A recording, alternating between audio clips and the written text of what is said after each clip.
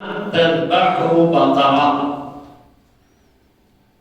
اللہ تبارک و تعالی تمہیں حکم دیتا ہے کہ تم کوئی گائے ذبح کرو. بقرۃ نکرہ ہے، کوئی گائے ذبح کرو. اور جب موسیٰ علیہ السلام نے اپنی قوم سے کہا کہ بے شک اللہ تمہیں حکم دیتا ہے کہ کوئی گائے ذبح کرو، قالوا، انہوں نے کہا اتتخذنا ہزوا، کیا آپ ہم سے مذاق کر رہے ہیں؟ مراد یہ ہے کہ ہم کہہ رہے ہیں کہ قاتل کا ہمیں بتائیں اور آپ فرما رہے ہیں کہ گائے ذبح کریں، تو قاتل کی تلاش میں گائے کا کیا تعلق؟ یہ کیسے انویسٹیگیشن ہوئی؟ تو اللہ کے نبی نے فرمایا قال اعوذ باللہ ان اکون من الجاہلین. موسیٰ نے فرمایا میں اللہ کی پناہ چاہتا ہوں اس بات سے کہ میں جاہلوں میں سے ہو جاؤں.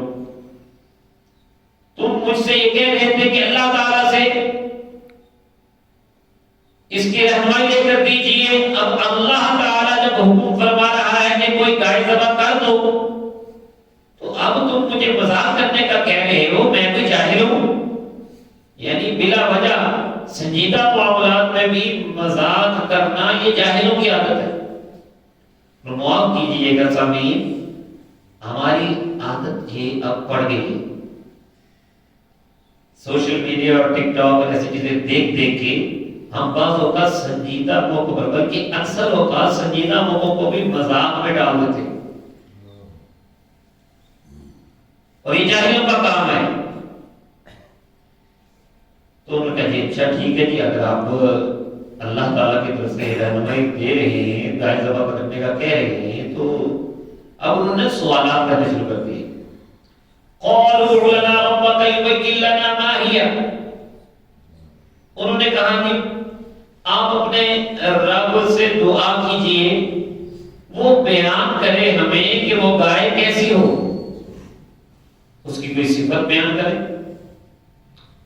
قال انه يقول انها بقرة لا فارض ولا بكر، فرمایا بے شک وہ فرماتا ہے کہ وہ گائے نہ بوڑھی ہے اور نہ بچیا ہے. فارغ میں نے بوڑھی زیادہ عمر والی، اور بکر میں نے بچی، جنہوں تم پنجابی میں کہتے ہو بچیا. عوام بین ذالک، ان کے درمیان ہے، یعنی درمیانی عمر کی ہے. فَفْعَلُوا مَا تُؤْمَرُونَ، پس کرو جو تمہیں کہا جا رہا ہے، جو تمہیں حکم دیا جا رہا ہے وہ کرو، سوال نہ کرو. مراد یہ تھی کہ یہ زیادہ سوالات نہ کرو.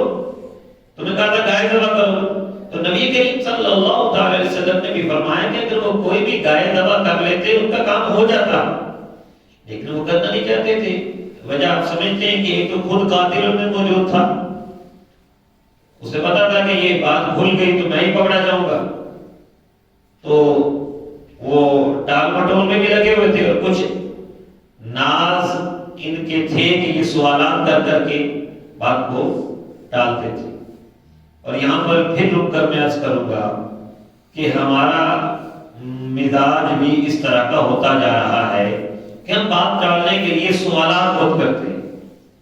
بعض اوقات بچے ماں باپ سے جب اکڑتے ہیں تو وہ بات کوئی ماں کہتی ہے یا باپ کہتا ہے تو آگے سے سوال کر کر کے تو اس بات کو ٹالنے کی یا لاجواب کرنے کی کوشش کرتے ہیں. اور اسی طرح آپ دیکھیں کہ میڈیا کے اوپر بہت سے اینکر پرسن ایسے ہیں کہ ان کو ڈیوٹی دی جاتی ہے کہ کسی عالم یا کسی اسکالر یا کسی مفتی کو آپ نے جو ہے وہ لاجواب کر دینا ہے، اور وہ اگر اس کو اس کے موقف سے جو ہے نا آپ نے ہٹانا ہے، اور ایسے ایسے سوال کریں گے، بے جا سوال. میرے مولا کے آقا علیہ الصلوۃ والسلام نے فرمایا کہ بے شک مجھ سے پہلے لوگ، یعنی پہلے انبیاء کرام علیہ الصلوۃ والسلام کی امتوں کو ہلاک کیا کس نے؟ ان کے زیادہ سوال کرنے نے اور نبیوں سے اختلاف کرنے لگے۔ جب ایک شخص نے پوچھا نا نبی کریم صلی اللہ علیہ وسلم نے فرمایا کہ حج فرض ہے، اس نے کھڑے ہو کر پوچھا کہ جی ہر سال فرض ہے، نبی کریم صلی اللہ علیہ وسلم خاموش رہے۔ نبی کریم صلی اللہ علیہ وسلم نے پھر فرمایا کہ حج فرض ہے، انہوں نے پھر پوچھا کہ کیا ہر سال فرض ہے، حضور علیہ السلام نے سکوت فرمایا۔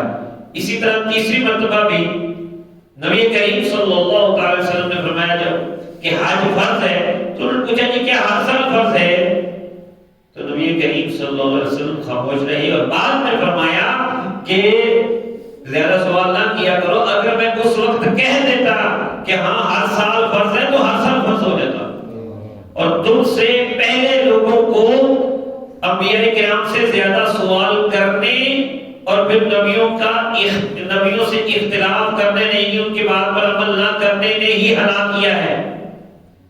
دوبارہ یہاں سوالات جاری ہیں۔ قالوا ادع لنا ربك يبين لنا ما لونها، انہوں نے کہا آپ دعا کیجئے اپنے رب سے، وہ ہمیں بتائے کہ اس کا رنگ کیسا ہو۔ قال انه يقول انها بقرة صفراء، فرمایا کہ بے شک وہ فرماتا ہے کہ اس کی رنگت زرد ہو، زرد رنگ، فاقع لونها، گہرا ہو اس کا رنگ، شوخ ہو اس کا رنگ، چمکدار ہو اس کی رنگت، تسر الناظرین، دیکھنے والوں کو بھلی لگتی ہو۔ اب قیدیں وہ خود ہی سوال کر کر کے بڑھائے جا رہے ہیں۔ اللہ تبارک و تعالیٰ نے یہ رنگت بھی جب بتا دی، پھر سوال تھا قالوا لنا ربك يبين لنا ما هي، دعا کیجیے اپنے رب سے کہ وہ صاف صاف بیان کر دینا وہ کیسی ہو۔ ان البقرة تشابه علینا، بے شک گائیں ہم پر مشتبہ ہوگی، کون سی گائیں ہیں کوئی سمجھ نہیں آ رہی کیسی گائیں ہو۔ اور ساتھ ہم کہنے لگے وَإِنَّا إِن شَاءَ اللَّهُ لَمُهْتَدُونَ، اور اگر اللہ نے چاہا انشاءاللہ ہم اس کو ضرور پالیں گے۔ یہ جو انشاءاللہ کا لفظ ہے یہاں پر ہمارے لیے ایک رہنمائی بھی ہے۔ میرے آقا علیہ الصلوۃ والسلام نے فرمایا مفہوم یہ ہے کہ اگر وہ انشاءاللہ نہ کہتے تو کبھی بھی گائے کو نہ پا سکتے، اس مصیبت میں پڑے رہتے، لیکن جو انشاءاللہ انہوں نے کہا تو اگلے جواب میں ان کا مسئلہ حل ہو گیا۔ تو ہمیں بھی اپنے مستقبل کے جائز اور نیک ارادوں میں کیا کہنا چاہیے؟ انشاءاللہ، انشاءاللہ میں یہ کام کروں گا، لیکن اچھے کاموں کے بارے میں، جائز کاموں کے بارے میں، تو اس سے آپ کے کام میں اللہ تعالی برکت ڈالے گا اور اس پہ آپ کو یقین ہونا چاہیے۔ اچھا اگلے سوال کا جواب قال انه يقول انها بقرة لا ذلول تثير الارض ولا تسقي الحرث، فرمایا بے شک وہ گائے ہے،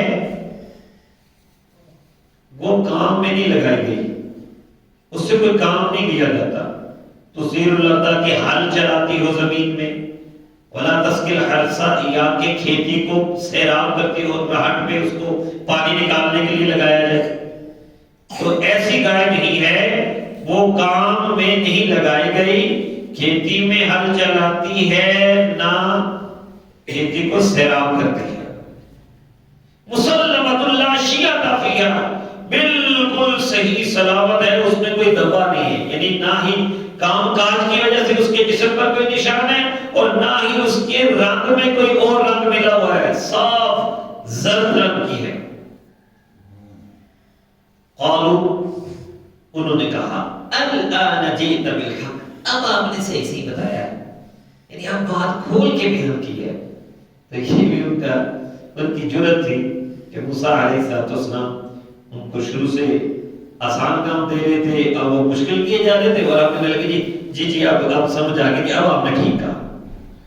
اور قرآن کریم نے کہا فَذَبَحُوهَا وَمَا كَانُوا يَفْعَلُونَ، انہوں نے اس گائے کو ذبح کیا حالانکہ کرتے معلوم نہیں ہوتے تھے، جو ان کے انداز تھے، جو ان کا طرز بیان تھا، جو ان کی کثرت سوالات تھی، وہ یہ بتا رہی تھی کہ یہ کرنا نہیں چاہتے، بہرحال کرنا پڑا۔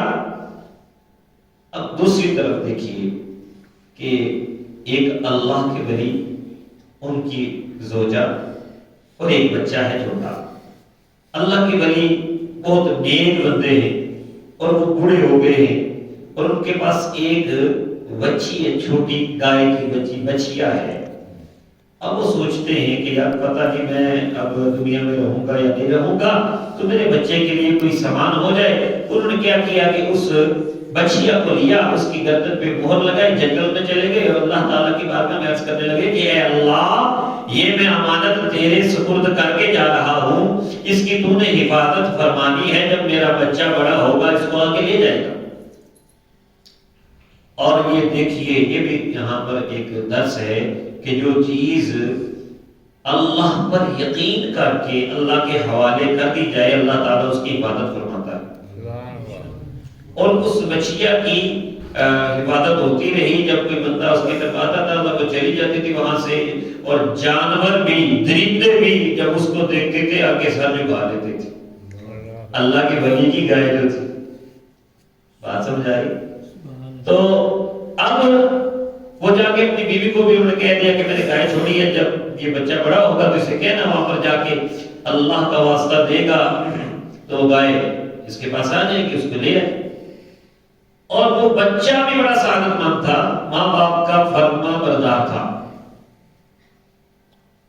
تو اس نے جب وہ بڑا ہوا، ماں نے باپ فوت ہو گیا، وہ اللہ کے ولی دنیا سے چلے گئے، تو ماں نے بچے کو سمجھایا جب بڑا ہوا کہ تیرے روزگار کا ذریعہ بن جائے گا، جب فلاں جنگل میں اور کہنا کہ اے ابراہیم اور اسماعیل کے رب میری گائے مجھے لوٹا دے. وہ شخص وہاں گیا، وہی جوان، اب یہ جوان یہ بھی اللہ کا ولی ہے. اس کے بارے میں یہ بھی روایات ملتی ہیں کہ اتنا نیک تھا، رات کے 3 حصے کرتا تھا، ایک حصہ ماں کی خدمت، ایک حصہ اللہ کی عبادت، ایک حصہ آرام کرتا تھا. کہیں نا سبحان اللہ. اور نیت بھی کریں نا کچھ ہم بھی راتوں کو کریں. ایک تو ماں کے پاس ایک حصہ بیٹھنا، ہم تو کچھ نہ کچھ خدمت کرتے ہیں لیکن ساتھ یہ سمجھتے ہیں کہ شاید ماں باپ کو ٹائم دینا ہماری کوئی یہ ڈیوٹی نہیں ہے. پیسے دے دیں گے ان کو، کچھ نہ کچھ جو ہے خدمت اب کر لیں گے، لیکن ان کے پاس بیٹھیں گے نہیں. وقت دینا بھی یہ بہت بڑی خدمت ہوتی ہے. تو بہرحال دوسرا یہ ہے کہ وہ جو کچھ کماتا تھا اس کے بھی 3 حصے کرتا تھا. ایک حصہ اللہ کی راہ میں دیتا تھا، ایک حصہ ماں کو دیتا تھا، ایک حصہ اپنے کو خرچ کرتا تھا. تو بہرحال وہ بھی اللہ کا نیک بندہ تھا. جب جا کے اس نے جنگل میں آواز لگائی، گائے اس کے پاس آ گئی، گائے کو گردن سے پکڑا اور لے کر آ گیا. اور گردن سے کیوں پکڑ ڈالا؟ ایک روایت میں آتا ہے ماں نے کہا تھا اس کو گردن سے پکڑ کے لانا، گردن سے پکڑ کے لایا. اور یہ بھی کہتے ہیں روایات میں کہ وہ گائے بولی کہ میرے اوپر سوار ہو جا. اس نے کہا نہیں، ماں نے کہا گردن سے پکڑ کے لانا، تو گردن سے پکڑ کے لے کے جاؤ گا. تو گائے نے جواباً کہا کہ اگر تو ایسا نہ کرتا، میرے اوپر سوار ہونے کی کوشش کرتا، مجھے کبھی بھی نہ پا سکتا. یعنی یہ ماں کی فرما برداری کی ساری برکات آپ دیکھیے. تو بہرحال اب جو گائے لے کر ماں کی خدمت میں پہنچا، ماں نے کہا چلو تم اس کو نہ بیچ کر آؤ، بیچ کے آؤ. اور 3 دینار کی بیچنا. اس وقت جو مارکیٹ میں ریٹ تھا اس کا وہ 3 دینار ہی تھا.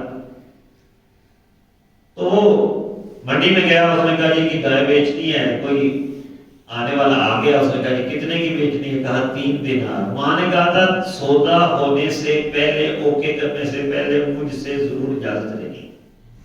اب اس نے کہا جی ٹھیک ہے 3 دینار ملیں گے، لیکن شرط یہ ہے کہ ماں سے جا کے نہیں پوچھنا. اس نے کہا جی نہیں، ماں سے تو پوچھوں گا. پھر جا کر پوچھا. ماں نے کہا اچھا چلو ٹھیک ہے، جا کے لے آؤ، دے آؤ اس کو. دوبارہ کہا، اس نے کہا جی 6 دینار دوں گا.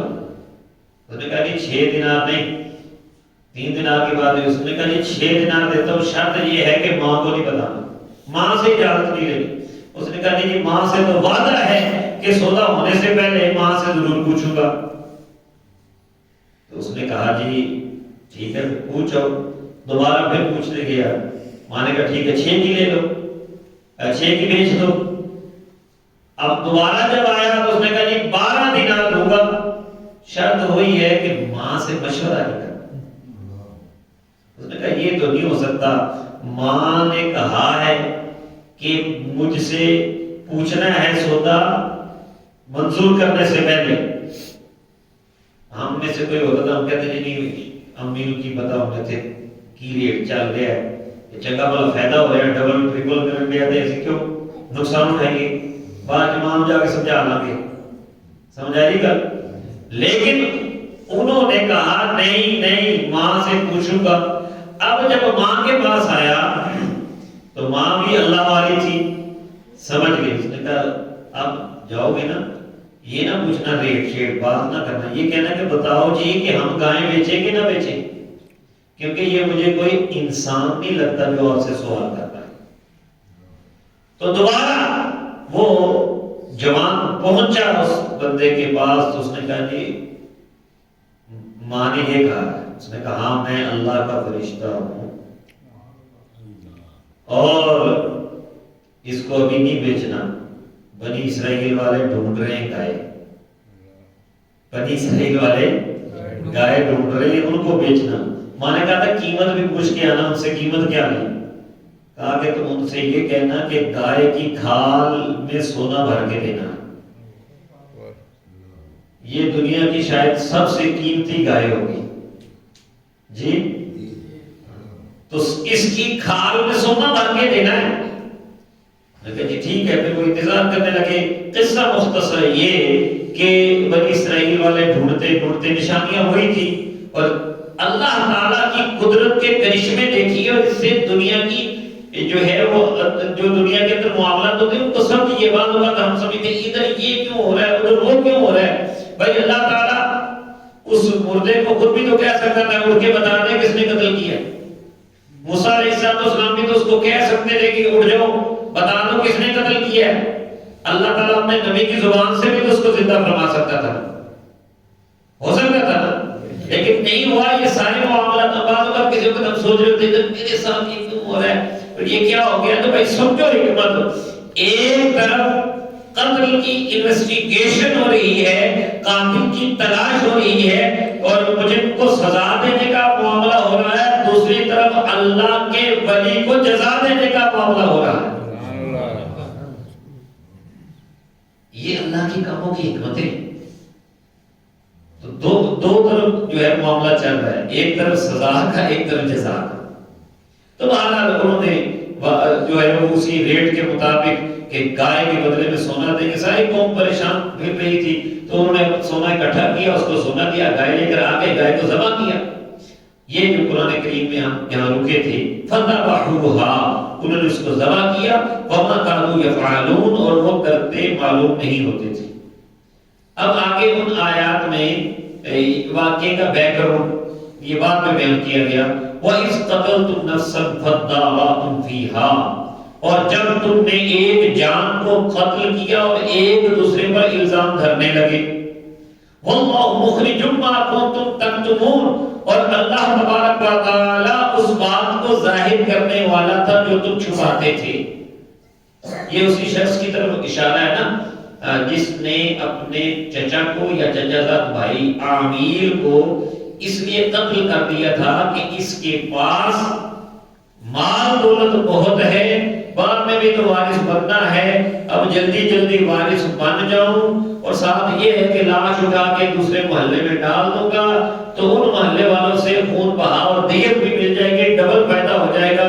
شیطان نے اس کو بہکا کے حرام کو حلال کو حرام کر دیا، بلکہ حرام اس سے بھی محروم کر دیا. تو ہمیں اس سے سوچنا چاہیے کہ لالچ میں آ کے ناجائز طریقے سے مال حاصل نہیں کر سکتا، صبر کرنا چاہیے اور حلال آئے گا، آہستہ آہستہ آئے گا لیکن اس میں برکت آئے گی. اور حرام آیا تو یا تو ملے گا ہی نہیں، پکڑے جاؤ گے، اور اگر ملے گا بھی تو اس میں برکت نہیں ہوگی. اللہ تبارک و تعالی نے فرمایا آخری آیت فرمایا فَقُلْنَا اضْرِبُوهَا فَقُلْنَا اضْرِبُوهُ بِبَعْضِهَا كَذَلِكَ يُحْيِي اللَّهُ الْمَوْتَى وَيُرِيكُمْ آيَاتِهِ لَعَلَّكُمْ تَعْقِلُونَ. تو ہم نے فرمایا کہ مارو اس میت کو، اس گائے کا کوئی ٹکڑا، اس گائے کا کوئی ٹکڑا اس میت کو مارو۔ گائے کا کوئی ٹکڑا، علماء نے فرمایا ہے کہ یا تو اس کی زبان، یا اس کی دائیں ران، یا اس کی دم کی ہڈی، یہ اس میت کو ماری گئی۔ اب قرآن کریم نے یہاں پر وہ بیان نہیں کیا، اختصار ہے، اجمال ہے، لیکن بات یہی ہے کہ جب میت کو وہ گائے کا ٹکڑا مارا گیا، میت اٹھ گئی، اس کے گلے سے خون کا فوارہ نکل رہا تھا، اور اس نے خود ہی بتا دیا یہ جو بڑا آگے آگے آ رہا ہے نا قاتل، یہ جو بڑا آگے آگے آ رہا ہے نا مدعی کہ جی میرے چچا کا قاتل ڈھونڈو، یہ خود ہی قاتل ہے۔ تو وہ یہ کہہ کر دوبارہ فوت ہو گیا۔ اللہ تبارک و تعالی نے ان کو قاتل کا اس طرح بتایا، لیکن یہاں پر تھوڑی دیر رک کے یہ سوچئے، اللہ کی ایک ولی کی ایک گائے، اور ولی بھی بنی اسرائیل کا، پہلی امتوں کا، اس کی ایک گائے ذبح ہونے کے بعد، جب ذبح ہو گئی مردہ ہونے کے بعد، اس کے گوشت کا ایک ٹکڑا مردے کو لگا، وہ زندہ ہو گیا۔ تو پتہ چلا کہ اللہ تبارک و تعالیٰ کے حکم سے اگر اللہ تعالیٰ چاہے تو ولی کی مردہ گائے کے جسم سے لیا ہوا گوشت کا ٹکڑا بھی مردہ زندہ کر سکتا ہے۔ تو میرے اور آپ کے آقا حضرت محمد مصطفیٰ صلی اللہ علیہ وسلم کی امت کا ولی ہو، بلکہ ولیوں کے سردار غوث اعظم ہو، تو وہ کیوں نہیں مردہ زندہ کر سکتے؟ اللہ کے حکم سے اگر اللہ چاہے تو اپنے بندوں کے ذریعے بھی یہ معاملہ دکھاتا ہے۔ اور آپ سورہ اس صورت میں دیکھیں کہ بار بار مردوں کے زندہ ہونے کا ذکر ہوتا ہے۔ ابھی پیچھے حضرت موسیٰ علیہ السلام کی دعا سے بھی آپ نے دیکھا تھا، ثم بعثناکم من بعد موتکم لعلکم تشکرون، مرنے کے بعد وہ 70 دوبارہ زندہ ہوئے تھے۔ اب یہاں اس گائے سے یہ بندہ زندہ ہوا، پھر بہت ہو گیا۔ تو ایک بات یہ، اور دوسرا اس واقعے کی ایک اور حکمت جو قرآن کریم نے بیان کی، کذالک یحیی اللہ الموتى، اسی طرح اللہ مردوں کو زندہ کرے گا، ویریکم آیاتہ، وہ تمہیں اپنی نشانیاں دکھاتا ہے، لعلکم تعقلون، تاکہ تم سمجھو۔ یعنی اس وقت ایسے لوگ بھی پیدا ہو گئے تھے کہ جو یہ کہتے تھے کہ ہم مر جائیں گے تو کیسے زندہ کیے جائیں گے دوبارہ۔ تو اللہ تبارک و تعالیٰ کے لیے جس نے کچھ نہ ہونے کے بعد ہمیں بنا لیا ہے، اس کے لیے یہ کوئی مشکل نہیں کہ جب ہم دوبارہ فوت ہو جائیں گے تو اس کو دوبارہ زندہ کر لیں، یہ اس کے لیے کوئی مشکل نہیں ہے۔ اللہ تبارک و تعالی زندہ فرما دے گا، اور اس کی نشانی، اس کی مثال یہ جیسے مردہ زندہ ہوا۔ اور اللہ تعالیٰ نے کہا کہ اسی طرح وہ اپنی نشانیاں دکھاتا ہے۔ ظاہر وہ اللہ کے ولی کی گائے کے ذریعے نشانی ہو رہی ہے، پتہ یہ چلا کہ اللہ کے پیاروں کے ہاتھ پر جو کمالات ہوتے ہیں وہ بھی اللہ کی نشانیاں ہوتی ہیں، تاکہ تم سمجھو۔ بس یہ بات جو ہے اس کو ذہن میں رکھنا ہے کہ ہم نے آج کے اس واقعے سے جو درس حاصل کیے ہیں، سورہ بقرہ کی آیت نمبر 67 سے 73 تک ہم نے مطالعہ کیا۔ اس سے ہمیں ایک تو پتہ یہ چلا کہ اللہ کے نبی علیہ السلام کا کوئی حکم ہو تو زیادہ سوال نہیں کرنے چاہیے، ان پر عمل کرنا چاہیے، ٹال مٹول نہیں کرنے چاہیے۔ دوسرا یہ پتہ چلا کہ اپنے کاموں میں ہمیں جب ارادہ کریں تو کیا کہنا چاہیے؟ انشاءاللہ، جائز کام کے لیے۔ تیسرا یہ پتہ چلا کہ ہمیں اپنے بنیادی عقائد پر یقین رکھنا چاہیے، اللہ تبارک و تعالی کی قدرت پر یقین ہونا چاہیے، اور قیامت کے بعد، قیامت میں جو مردے زندہ اللہ تعالیٰ فرمائے گا اس پر بھی ہمارا ایمان ہونا چاہیے، ہے بھی الحمدللہ، والبعث بعد الموت۔ اور یہ بھی پتہ چلا کہ ماں باپ کی خدمت کرنے کی بڑی برکت ہے، ماں باپ کی فرمانبرداری کرنے والوں کو اللہ تعالیٰ اس دنیا میں بھی بہت رنگ لگاتا ہے، اور آخرت میں بھی بڑا انعام اور یاد رکھیں ماں باپ کا نافرمان دنیا میں بھی سزا پاتا ہے، آخرت میں بھی پائے گا۔ یہ نہیں کہ آخرت میں پائے گا، وہ دنیا میں کامیاب نہیں ہو سکتا۔ جس سے باپ راضی نہیں اس سے رب بھی راضی نہیں۔ اور یہ بھی پتا چلا کہ اللہ کے ولیوں کی بڑی شانیں ہیں، وہ ان کی دعائیں قبول کرتا ہے، ان کی زبان سے نکلے ہوئے الفاظ ان کو قبول فرماتا ہے، جیسا کہ اس ولی نے دعا کی تھی اللہ نے اس کی گائے کی حفاظت کی۔ اور یہ بھی پتا چلا کہ ہمیں اللہ تعالیٰ کی امان میں اپنی چیزوں کو دینا چاہیے اور اللہ کی حفاظت پہ ہمیں یقین بھی رکھنا چاہیے۔ اللہ تعالیٰ سے دعا ہے کہ اللہ تعالیٰ قرآن عزیز کی تعلیمات پر ہمیں عمل کی توفیق عطا فرمائے۔ وما علیہ الا البلاغ۔